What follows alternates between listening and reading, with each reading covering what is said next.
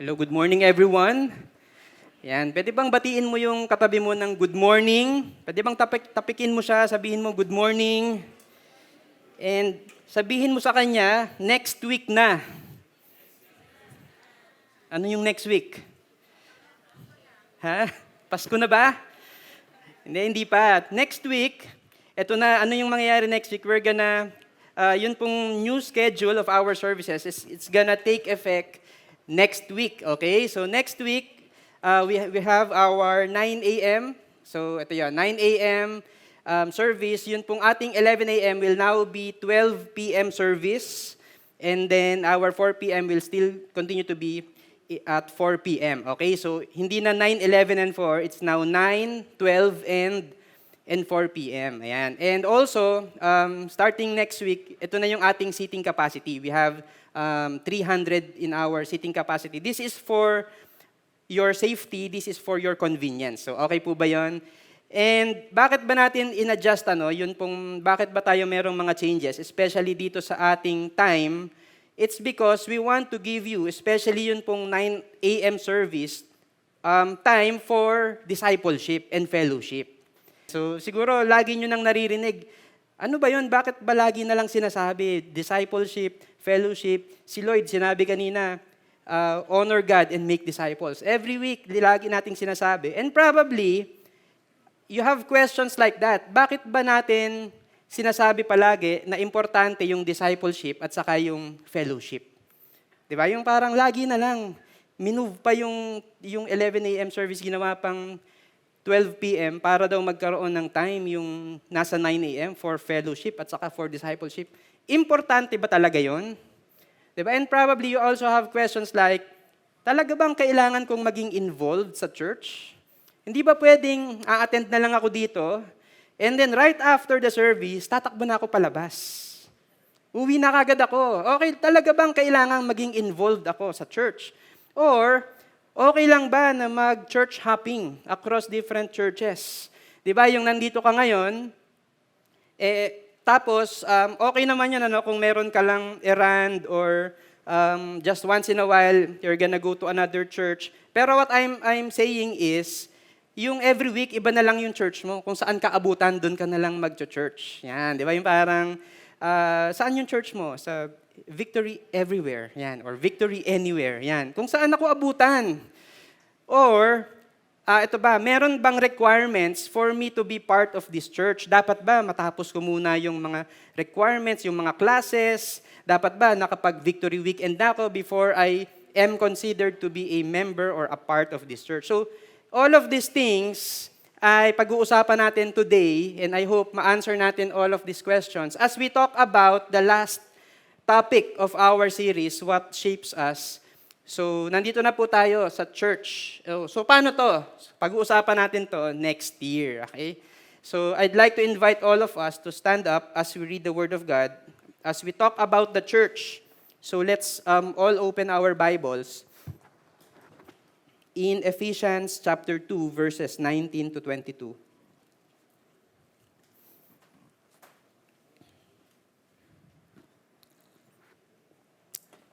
And while you're opening, we're gonna be talking about the church today. Pero after this series, next week, we're gonna be starting a new series about the church, about ecclesiology. Okay? So, ito pong topic natin ngayon, this is like an overlap of two series. Okay? So, Ephesians 2, verses 19 to 22, will you please read with me? So then you are no longer strangers and aliens, but you are fellow citizens with the saints and members of the household of God, built on the foundation of the apostles and prophets, Christ Jesus himself being the cornerstone, in whom the whole structure being joined together grows into a holy temple in the Lord. In him you also are being built together into a dwelling place for God by the Spirit. So let's pray. Lord, we're going to be talking about the church today. Probably some of us have these misconceptions about the church, wrong ideas about what the church is all about. Paano ba maging part ng church? And what are we doing here in church? I pray, Lord, that the Holy Spirit will make us clear today. Bakit ba kami nandito in the first place? And ano po yung gusto naming mangyari? Ano po yung gusto naming gawin as we understand that you are the head of the church and the church is your body. Thank you, God, in Jesus' name. Amen. So we can now take our seats. Sino po dito you love watching movies? Meron po ba dito mahilig kayong manood ng movies? Specifically, Pinoy romantic movies. Ayan, di ba yung merong recent na, ano nga yung title nun? Yung recent sino nga ba yun? Basta yun, merong recent. Yung wife ko kasi nagpaalam sa akin, manonood daw sila recently. Hindi naman natuloy. But then, meron po tayong gagawin, meron po akong ibibigay na mga movie lines. Okay? Tapos, ang gagawin nyo, hulaan nyo kung sino yung nagsabi nun. Okay? So, siyempre, mag-start tayo sa medyo madali. Ayan. Ito. I'll try to act out as in the best way that I can. Pero hindi po ako nag-acting lessons. Artistahin lang po ako. No? Okay. Joke lang. Sige, ito na po yun. Yan. Baka kaya tayo iniiwan ng mga taong mahal natin kasi baka mayroong bagong darating na mas okay, na mas mamahalin tayo, yung hindi tayo sasaktan at papaasahin. Yung nag-iisang taong magtatama ng mali sa buhay natin, ng lahat ng mali sa buhay mo. Yan. So, sino po yung nagsabi niyan? Can you guess? Can you make a guess? Si Popoy, ang galing! Ayan so si Popoy from One More Chance. Ayan, so partida na yon, hindi pa maganda yung pagkaka-acting ko. Ang gagaling ninyo. Okay, so question number 2 or line number 2.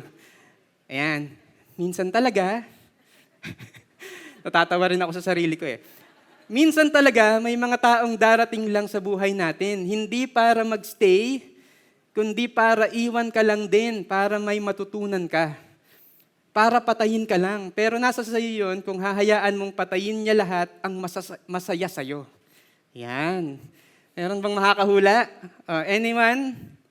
Mga sikat to, no? Hindi to yung mga extra, no? Baka isipin nyo yung mga extra lang Ito yung mga leading characters sa movies. Can anyone guess who this is? Sino? Narinig ko yung sagot? Sarah Geronimo, yan, di ba? So, napakagaling from the movie, Break Up Playlist. Yan, so, ito, tignan natin kung mahulaan nyo. Oh yes, kaibigan mo ako. Kaibigan mo lang ako, and I'm so stupid to make the biggest mistake of falling in love with my best friend. Yan, sino po nagsalita niyan? Jolina.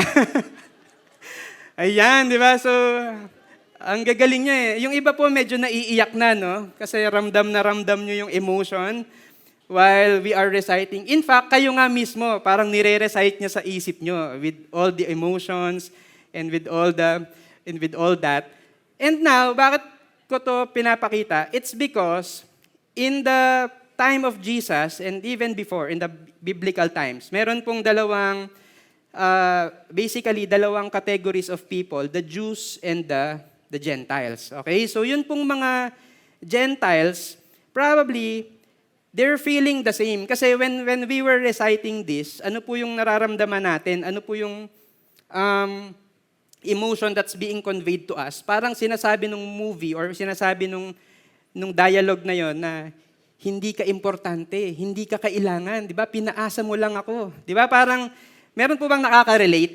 Di ba? Parang ganun yung feeling, yung iniwan mo ako, akala ko mahal mo ako, yun pala hindi mo ako kailangan, you're not valuable. Because the Gentiles felt that way, okay? Hindi po dahil sa love life, hindi po dahil sa love life, but because culturally, yun pong mga Jews, okay, parang mababa po yung tingin nila sa mga Gentiles. Ayaw po nila sa mga Gentiles. Okay? So, sabi po sa Ephesians 2, therefore remember that at one time, you Gentiles in the flesh, called the uncircumcision by what is called the circumcision, which is made by made in the flesh by hands. Ito po yung problema of those who are Gentiles. Remember that you were at that time separated from Christ, alienated from the commonwealth of Israel, and strangers to the covenants of promise, having no hope and without God in the world. So those who are, ito po yung problema ng Gentiles in the flesh, or in other translations, Gentiles by birth. Okay? Ano yung problema ng mga Gentiles by birth? Ito, yung nasa verse 12. So, isa-isahin natin. Excluded from citizenship in Israel. Hindi ka kasali sa citizenship ng Israel. So, sa panahon po natin ngayon, so, kung gusto mong, kung Pilipino tayo dito, di ba? Meron po bang hindi Pilipino dito? Yan. Kung gusto mong magkaroon ng another citizenship or lumipat ng citizenship sa ibang country, there are certain requirements to make, to fulfill. Tama po ba? Ayan. So for example, nakapag-stay ka sa isang country for this long, o kaya nakapag-asawa ka ng afam, 'di ba So parang ganun po yung certain requirements for you to attain or to obtain another citizenship. Tama po ba? Ayan. Pero for them, wala pong ganun. Hindi ibig sabihin kung Gentile ka talaga. There's no requirement to be able to meet para maging isa kang Jew. Okay? So yun, in fact, yun ngang half-blood, alam niyo yung mga half-blood, yung mga kalahating Jew, kalahating Gentile, ang tawag sa kanila yung mga Samaritans. 'Di ba? Kung if you will remember in the Bible, yun pong mga Samaritans ay parang kaawayan ng mga Jews. Kaya nga yung Samaritan woman, yung nag-igib dun sa well, umiiwas siya 'di ba? So kasi nga Samaritan siya and ayaw niyang makipag-usap kay Jesus kasi si Jesus is a Jew. So nag-iiwasan po sila. Kaya important din yung context ng Good Samaritan. So kaya siya mas matindi kasi kaaway mo 'yon, yung Jew, Samaritan, yung Samaritan tinulungan yung Jew. So because culturally, mababa po yung tingin even to the Samaritans, doon sa mga half-blood, yung mga hindi pure na Jew. Okay, nagigets po ba natin? So excluded ka, lalo na kung Gentile ka, excluded ka sa citizenship sa Israel. Hindi ka kasali dito. 'Di ba? So parang yung sinasabi nung mga inirecite natin kanina ng mga dialogue. Also, you are strangers to the covenants of the promise. Hindi ka kasali, di ba? Pag nanonood ka ng mga movies, there are lines like, alam mo, dictionary ka ba? Bakit? Kasi you give meaning to my life. Yan, di ba? Kung ikaw nanonood ka, parang feel na feel mo, di ba? Yung pustiso ka ba? Bakit? Because I can't smile without you. Yan yung, feel na feel mo, akala mo, nanonood ka lang, akala mo para sa'yo. Kasi crush mo yung leading man. Pero guess what? It's not for you. It's not really for you because that's just a movie, a line from the movie. In the same way, ganun din po yun. Kapag ka Gentile ka, you are a stranger to the promises of God. Di ba merong mga promises in the Bible, like for example, meron kang sakit, and then nabasa mo sa Bible, by His stripes, we are healed.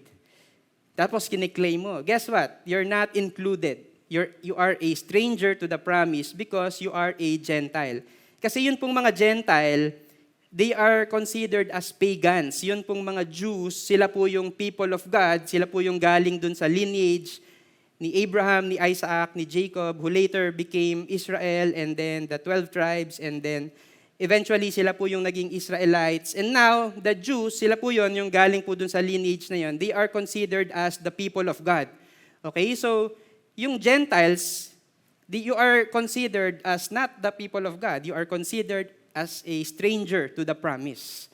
So imagine may ikiklaim kang promise from God, pero hindi mo magawa because you are a Gentile. Also, you have no hope and you are without God. Kasi yun ka nga pagan ka nga, Gentile ka.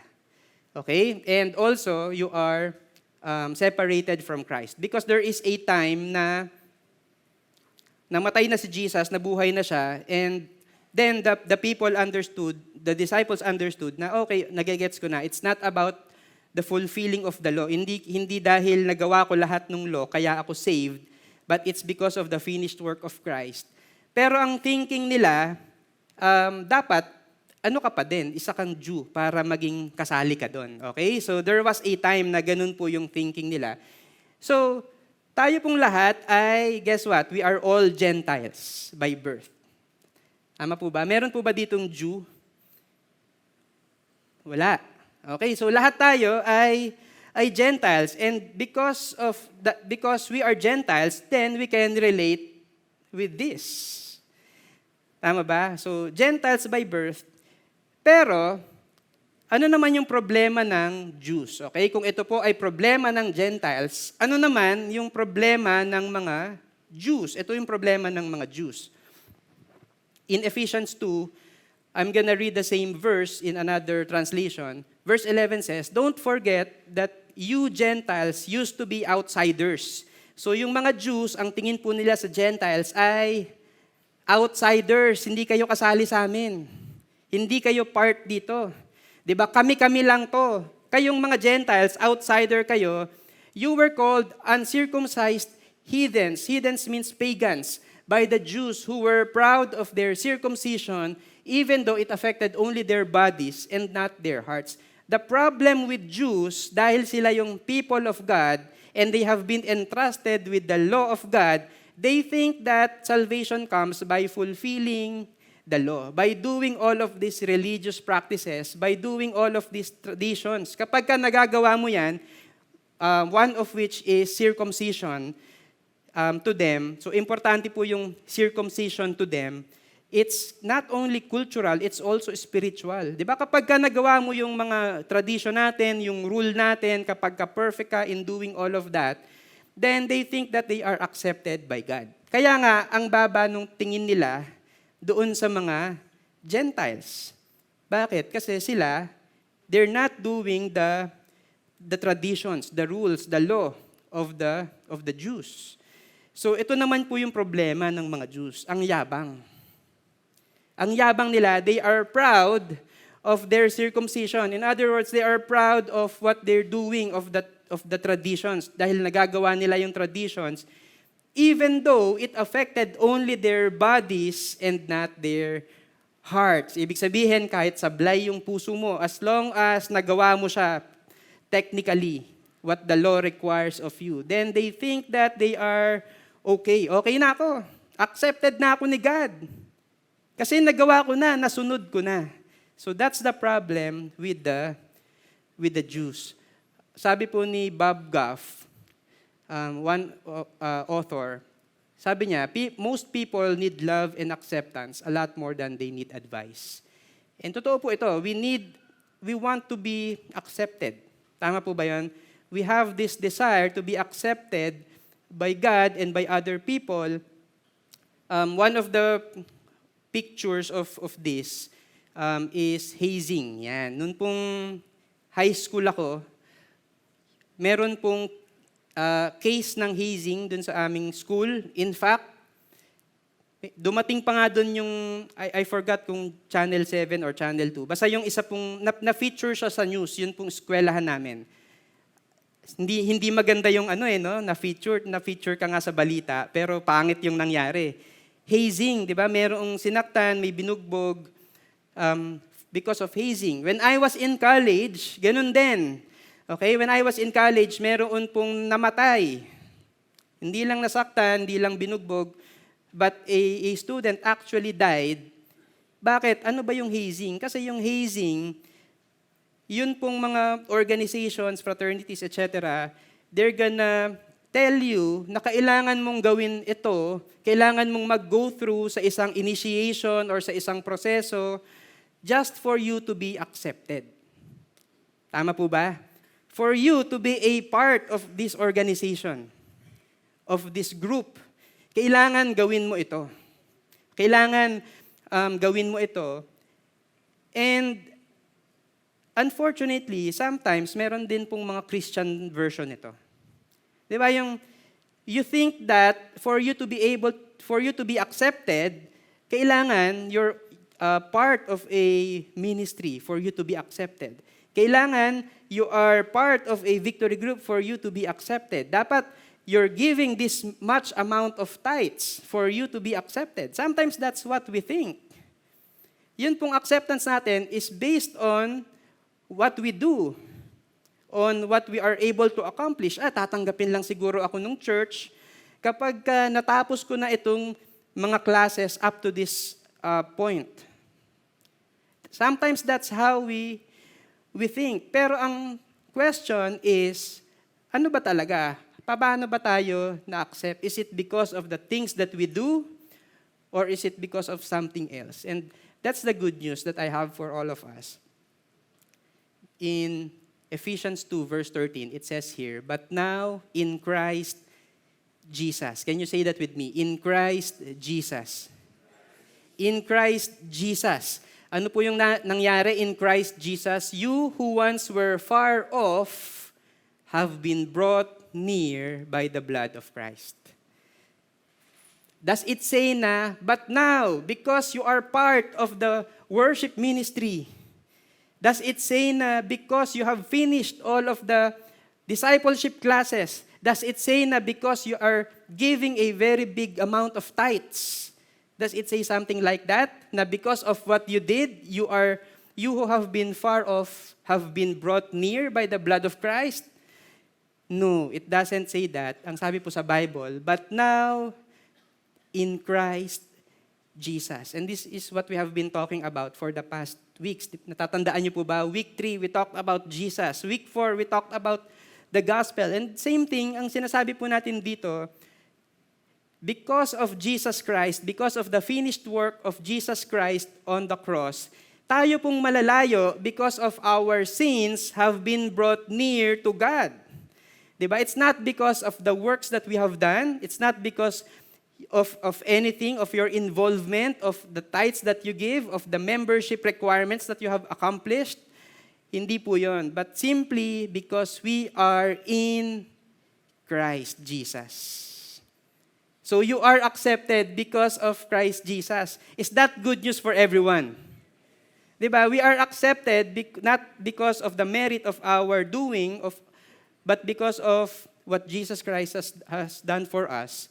And in verse 14 onwards, ito po yung sabi, for He Himself, talking about Jesus, He Himself, Jesus Christ, is our peace, who has made us both one and has broken down in His flesh the dividing wall of hostility by abolishing the law of commandments expressed in ordinances, that He might create in Himself one new man in place of the two, so making peace, and might reconcile us both to God in one body through the cross, thereby killing the hostility. And He came and preached peace to you who were far off, and peace to those who were near. So meron pong peace to those who are far off, talking about the Gentiles, and those who are near, talking about the Jews. So meron pong peace. And to summarize this, ito po yung statement, in Christ, we have peace with God and peace with one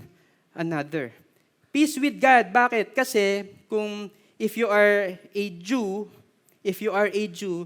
ibig sabihin, sa'yo binigay yung law. Okay? Sa'yo binigay yung law ni God.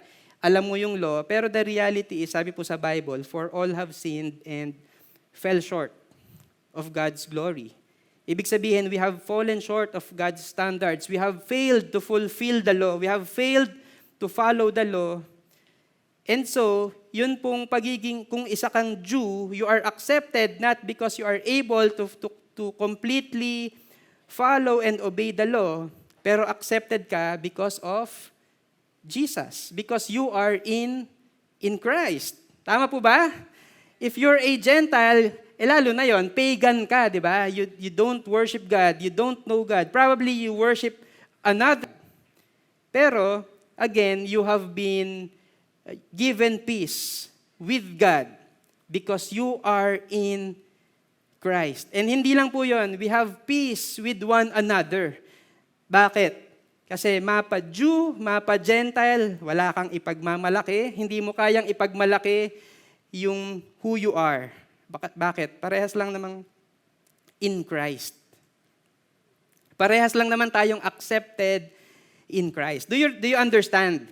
'Di ba? So, wala po tayong pinagmamalaki, wala po tayong kahit po dito sa context natin, kahit po dito sa church natin, we are not saved because of the things that you have done for God, not because of the things that you have done for the ministry, but all of us, we are all accepted. We are loved by God. That's why He sent Jesus Christ to die on the cross for us. And yun pong peace natin with God came from that, not from our works. Nagigets po ba? So now that we have peace with God, we now become part of the church. We now get to be added to the church. And when we talk about the church, this is a little bit of education for all of us. There are two categories of church, okay? Or two churches. When you read the Bible, yun pong word na church refers to either of these, okay? The first one is the universal church. Ano ba yung universal church? Diba? Meron bang church sa multiverse? Hindi, wala pong ganon. But universal church, it talks about, it consists of those who have been redeemed and are truly Christians. Okay? As long as you are a Christian, you are part of the universal church. They are born again, made new creatures, and are indwelt by God. They are the ones who have trusted by faith alone in the sacrifice of Christ on the cross. So if you're that person, you have trusted God, if you have accepted Jesus Christ as your Lord and Savior, if you're a Christian, then guess what? You're a part of the universal church. Okay, hindi po ito yung, wala pong pangalan ito, no, na Universal Church May Kawayan. Wala pong ganun. May Kawayan, because it's universal. Okay, this universal church includes tayo pong buhay ngayon na Kristiyano, kasali yung mga namatay na Kristiyano, okay, kasama din yung mga future Christians, Christians who will probably are not yet born right now, pero tatanggapin nila si Jesus Christ later on in the future. So lahat po tayo ay kasali sa iisang universal church. Nagigets po ba? Yan, universal church. And mamaya, we're gonna talk more about that. Bakit ko ina-explain to? Pangalawa, it's the local church. Ito na yung visible expression and manifestation of the church. It consists of the manifestation and appearance of those who identify themselves as Christians. Ayan, ito na yun. Victory May Kawayan is a local church. Okay. Victory May Kawayan lang ba ang local church? Hindi. Marami pang iba. We have JIL, we have CCF, etc., etc. Christian church, okay? This outward appearance consists of denominations, buildings, pastors, elders, church attendees, and ceremonies like preaching, communion, and baptism. Okay, so universal church and local church. And now, as we get added to the church, universal church, I'm talking about universal church muna. Okay? Number one is we now become members of God's family. Ayan, so part ka na ng family ni God. So, sino po dito, proud ka na yung katabi mo ay kapamilya mo? Di ba? Yan, di ba? Kahit na hindi mo kamukha yan, kahit na hindi mo kamag-anak yan, we are all members of God's family. And the good news is, verse 18 says, "For through Him, we both have access in one Spirit to the Father." Whether you're a Jew, whether you're a Gentile, we have access to the Father. And I hope na we will never take that for granted, our access to God. Because in this family, si God po yung ating Father.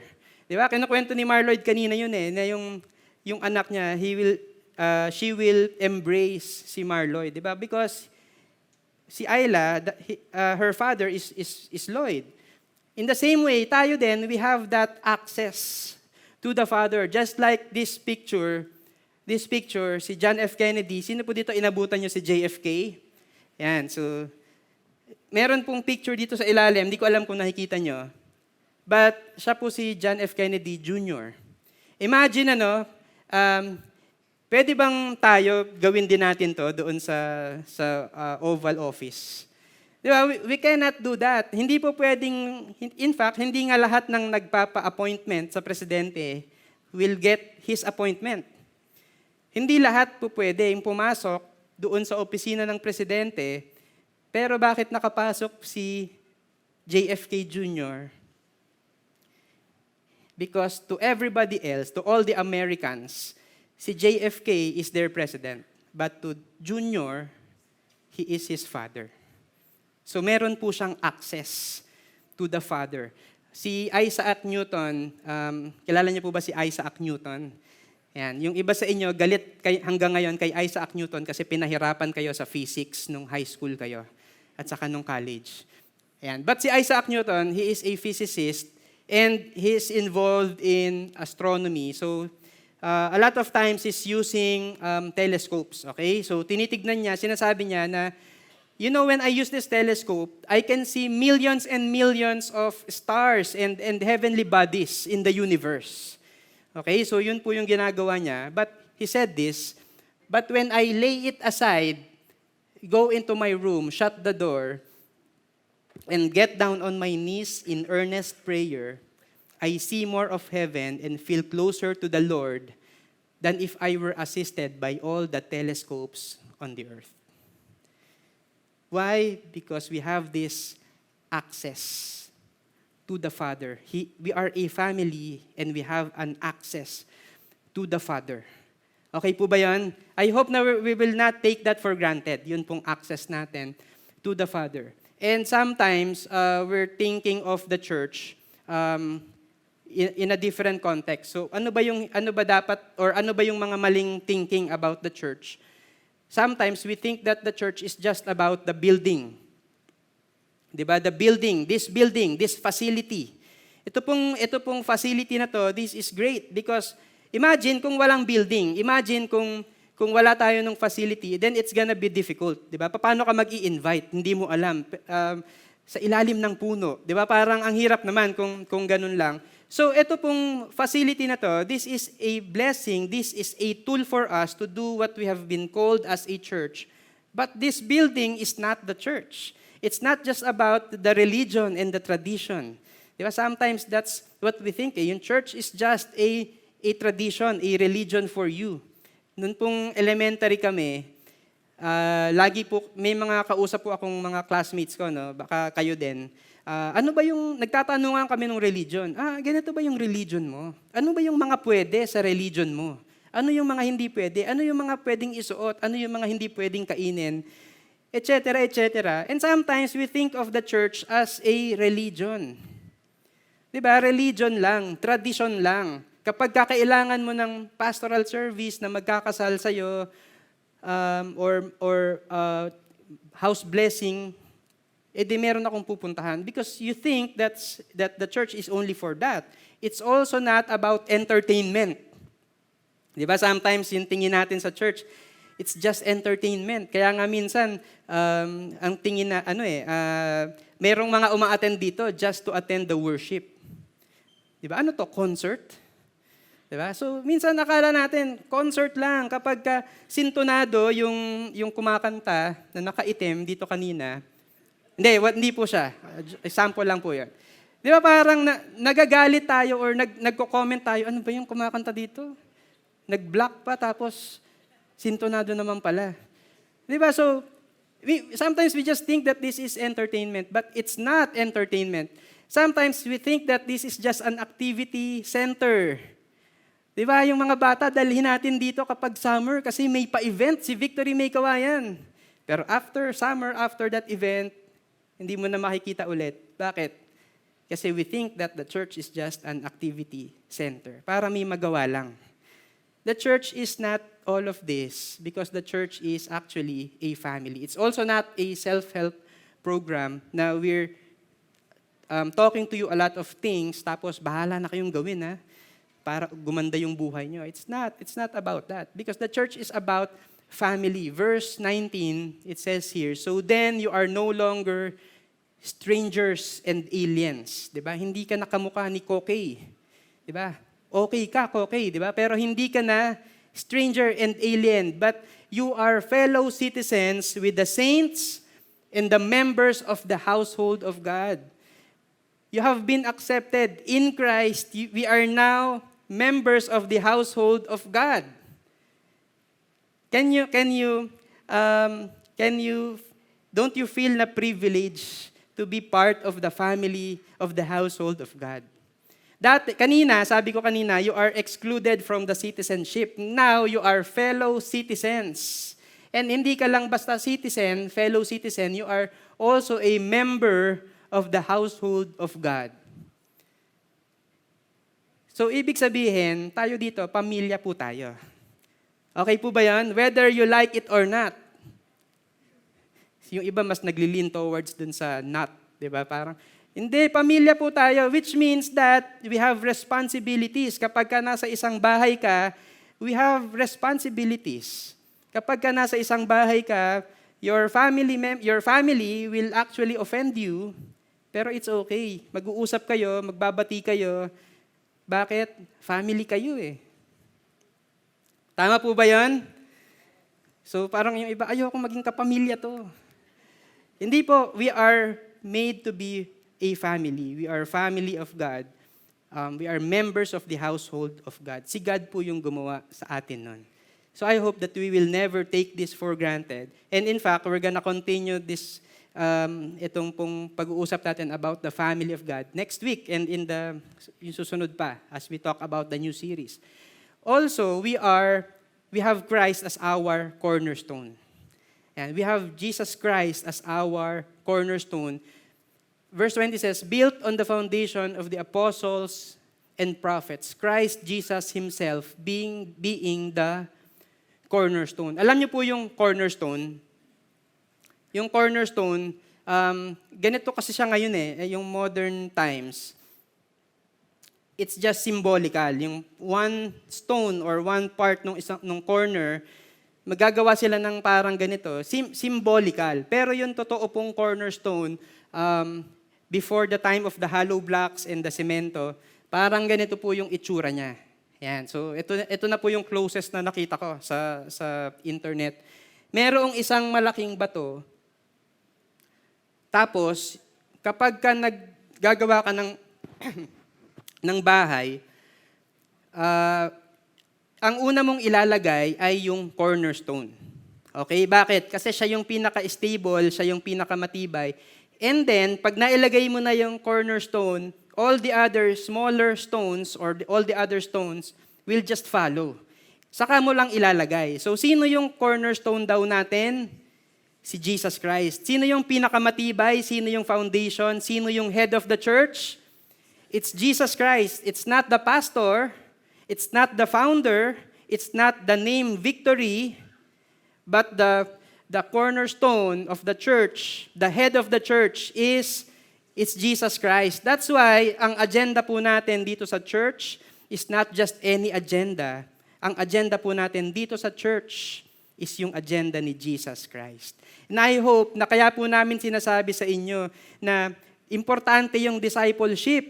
Diba? Hindi po, again, you are already accepted. You are already welcome here. In fact, if you're attending here for the first time or bago ka pa lang, I want to let you know that you are always welcome here. Pero bakit natin sinasabi yung discipleship? Because we want to be more like Jesus. Bakit? Siya yung head of the church, siya yung cornerstone ng church natin. Yun po yung agenda, the mission that we have, the purpose that we have as a church, it's all defined by Jesus. Because He is the cornerstone, He is the head of the church. Sino po yung ipiplease natin? Si God. Because that's what Jesus did. Diba? To bring glory and honor to the Father. So the cornerstone, the reason why our church is strong, it's not because of what Victory is doing. Hindi po yan. It's not because we have faithful volunteers like you. So marami pong salamat if you're a volunteer You have been a great help. Pero remember that you are not the cornerstone. Jesus is. Okay? Matthew 16, verse 15. Sabi ni Jesus to the disciples, "But who do you say that I am?" Sabi po ni Peter, "You are the Christ, the Son of the living God." And Jesus answered him, "Blessed are you, Simon Bar-Jonah, for flesh and blood has not revealed this to you, but by my Father who is in heaven. And I tell you, you are Peter, and on this rock," when we talk about that rock, we're talking about Jesus Christ being the Christ, the Son of the living God. "And I will build my church." Yun po yung cornerstone. Okay? Yun po yung pinapaniwalaan natin kung ano po yung sinabi at kung ano po yung ginawa at kung sino si Jesus Christ. So, and as we make Jesus Christ, or as we have Jesus Christ as the foundation, as the cornerstone of our church, ang sabi po dito, the gates of hell shall not prevail against it. Okay? So, bakit? Matibay yung cornerstone. Matibay yung foundation natin, si Jesus Christ. Okay po ba yan? Are you glad that our cornerstone is Jesus Christ? The head of this church is Jesus Christ. I hope na it's not gonna be Victory or the name of the church. I hope na it's not gonna be the name of the pastor or the name of the leader or whatever. I hope na it's not gonna be about the programs. I hope na it's not gonna be what we have here. But yun pong foundation natin, yung cornerstone natin. We are secured, we are confident because our foundation, our cornerstone is none other than Jesus Christ. And last, as I invite the music team to come up here, we are being built together through the Holy Spirit. We are being built together through the Holy Spirit. Ephesians 2:21 and 22 says here, "In whom the whole structure, being joined together, grows into a holy temple in the Lord. In Him you also are being built together into a dwelling place for God by the Spirit." So, the picture of the church is a temple. It's a holy temple in the Lord. Alam niyo po yung temple, kung ano yung purpose niya? Worship. Pero it's not a complete temple. It's a growing temple. Ayan no, grows into a holy temple in the Lord. Paano nag-grow? Paano nag-grow yung isang temple? And then nagsimula dun sa cornerstone, eventually, dinadagdagan ng mga smaller stones. Okay, nung mga other stones. Ang ibig sabihin po niyan, we are growing together. As we make Christ the cornerstone of our lives, ano po yung nangyayari? We are being joined together. The premise again, it's not because you are a Jew, you are a Gentile, nagawa mo yung law, na-fulfill mo yung mga traditions. It's not that. Wala po tayong hahanapin sa inyo na membership. Diba? Meron bang naghanap sa inyo na usher? Patingin nga ng certificate of completion mo ng mga discipleship classes na na-attendan mo na. Walang ganun. Because you are already accepted by God. Pero at the same time, we are being joined together. It means na there are rough edges. And guess what? You're not the perfect stone na wala ka ng rough edges. So it means na as you put on stones beside each other, on top of each other, sometimes pag tinignan mo, hindi sakto. Hindi siya parang Lego that fits perfectly. Ganon din po tayo in this church. We have different personalities. We have different skills. We have different priorities. We have a lot of differences. In fact, it's a miracle na nandito po tayo. It's the grace of God that keeps us together. Di ba? In spite of all the differences, bakit hindi tayo nag-aaway-away dito? Bakit hindi tayo nagsusuntukan dito? It's the grace of God because we all know that we are here not because of ourselves but because of the grace of Jesus Christ. Because we have been chosen. And again, we're not perfect. in 1 Corinthians 12, verse 12, says here, "For just as the body is one and has many members, and all the members of the body, though many are one body, so it is with Christ." The Bible describes us as one body with many members. Iba-iba po yung functions ng body. Diba? So, iba yung function ng mata sa ilong, sa kamay, sa bibig, sa ngipin. Pero it's just one body. It's just one body. It means that you have your own weaknesses, pero at the same time, you have your own strengths. And in this body, I hope that there's gonna be unity. I hope that there's gonna be love. I hope that there's gonna be forgiveness. Kasi I'm sure you have already been offended in this church in one way or the other. I have been offended in this church many times. But this is the body of Christ. This is my family. This is our family. And the reason why we're here, it's because of Jesus Christ. Yun pong glue natin, the one that holds us together, it's none other than Jesus Christ. That's why we want to be at peace with all of you. We want to be in unity and to love you. And I hope na ganun din po tayong lahat. We're gonna love each other. We're gonna be united with each other. We're not gonna fight. In fact, we will learn how to forgive if you have been offended. Diba? Bakit ito yung ginawa mo personally, or hindi mo ako inupo, kung yung usher, hindi ka inupo dun sa favorite mong upuan, or yung tech, nagkamali, ibang lyrics yung nilabas, or maybe, merong something personal that is going on between the two of you. We're family, remember? We are God's family. And as we act like we're family, as we become family to one another, ito po yung sabi sa verse 22, "In Him, you are also being built together into a dwelling place for God by the Spirit." Ano po yung intention sa atin ni Lord? To be a holy temple, to be a dwelling place for God. Imagine, that's who we are together. We are a dwelling place for God, which means na together, people will come here and they will find refuge and they will find safety and they will find help, especially when they are in trouble. Bakit? Kasi ikaw at yung katabi mo, you are the physical manifestation of God's love to that person. And it's not just here. You're gonna go out there to your businesses, to your office, to your campuses, to your school, to your family. And you're gonna bring them the good news about Jesus. And you're gonna invite them, join ka sa family namin, join ka dito sa church. Diba? Sali ka dito.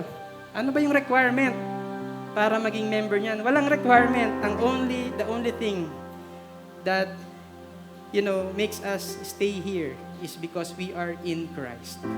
And guess what? It's not our own doing. It's the action. It's the action. It's what Jesus Christ did for us. So we are in Christ. And paano po nangyayari yun? By the Spirit. By the Spirit. Through the Holy Spirit. Last week, we have been talking about the Holy Spirit. As we follow Him, as we listen to Him, as we obey Him, as we walk with the Spirit, we become more and more like Jesus. And we become more and more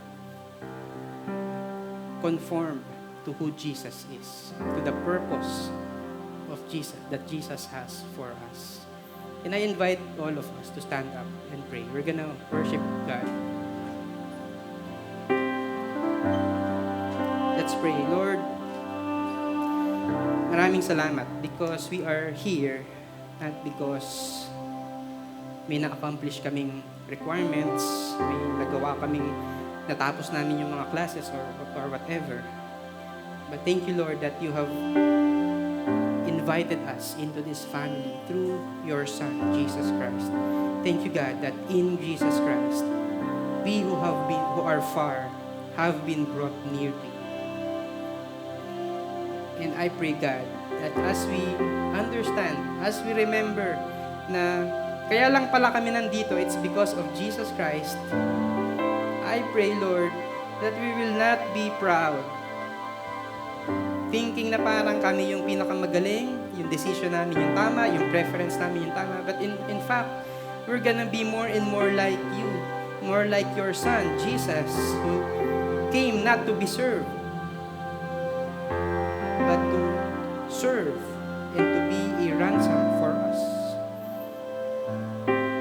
Lord, I pray that you will build this church.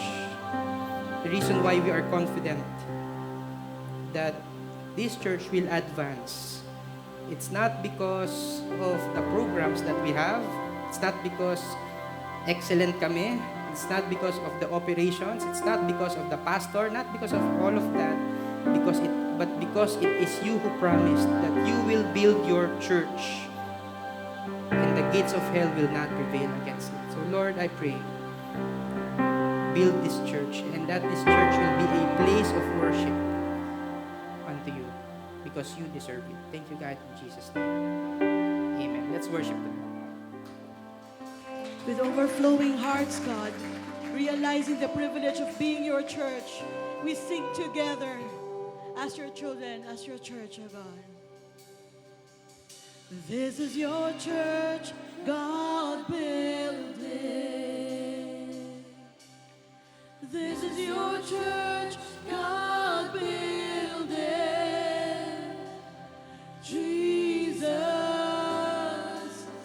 cornerstone, God build. This is your church, God build it. Yes, Lord. This is your church, God build it. Jesus, cornerstone, God build. This is your church, God build it. Oh yes, oh Lord, we pray. This is your church, God build it. Jesus, cornerstone, God build it. Your church, God build it. This is your church, God build it. Jesus, cornerstone, God build it. We stand secure upon the rock of Jesus Christ, a firm foundation that can never be denied. Against this church, no power of hell can overcome. Our God is on our side. All together, let's declare. We stand secure upon the rock of Jesus Christ, a firm foundation that can never be denied. Against this church, no power of hell can overcome, because our God is on our side. Once again, for the last time.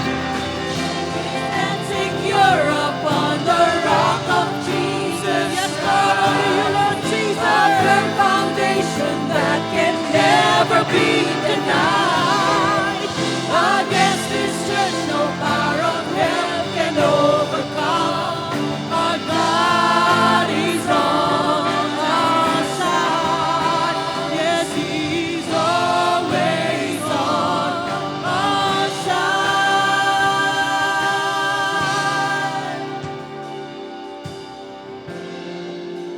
Naririto kami, Panginoon, the church that you build. And once again, Lord, all together we say we are for you. Kami ay sa'yo.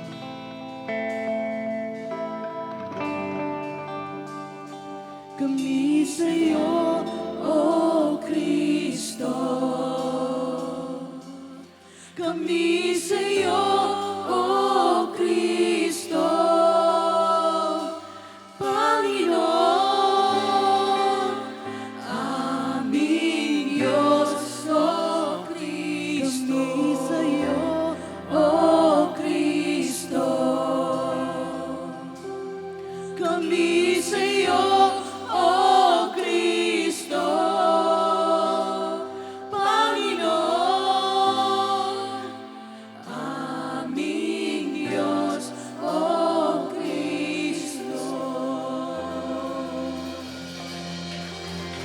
many of us are glad that you are part of this church?